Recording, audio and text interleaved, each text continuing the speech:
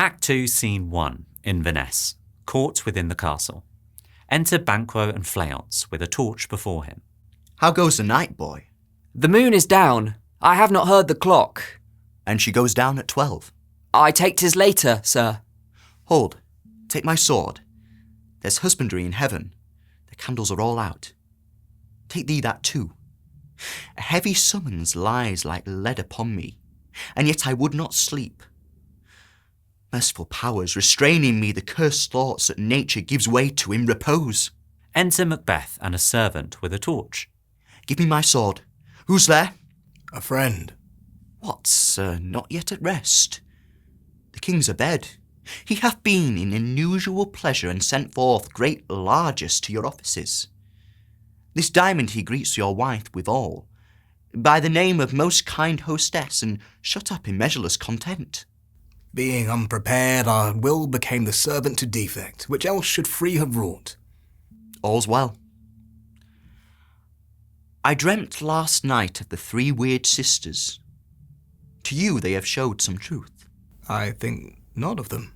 Yet, when we can entreat an hour to serve, we would spend it in some words upon that business, if you would grant the time. At your kindest leisure. If you shall cleave to my consent when 'tis, it shall make honour for you. So I lose none in seeking to augment it, but still keep my bosom franchised, and allegiance clear. I shall be counselled. Good repose the while. Thanks, sir. The like to you. Exeunt, Banquo and Fleance. Go, bid thy mistress, when my drink is ready, she strike upon the bell. Get thee to bed. Exit servant. Is this a dagger which I see before me? The handle toward my hand. Come, let me clutch thee. I have thee not, and yet I see thee still. Art thou not fatal vision, sensible to feeling as to sight, or art thou but a dagger of the mind, a false creation, proceeding from the heat oppressed brain? I see thee yet, in form as palpable as this which now I draw. Thou marshallest me the way that I was going, and such an instrument I was to use. Mine eyes are made the fool to the other senses, or else worth all the rest.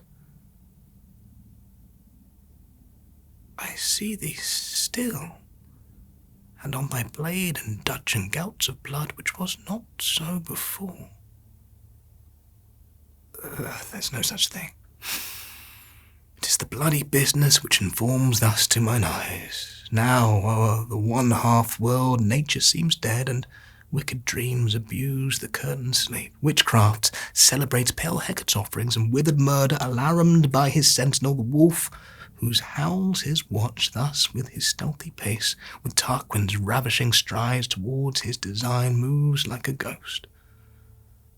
Thou sure and firm set earth, hear not my steps, which way they walk, for fear thy very stone to prate of my whereabout, and take the present horror from the time which now suits with it. Whiles I threat, he lives. Words to the heat of deeds too cold breath gives.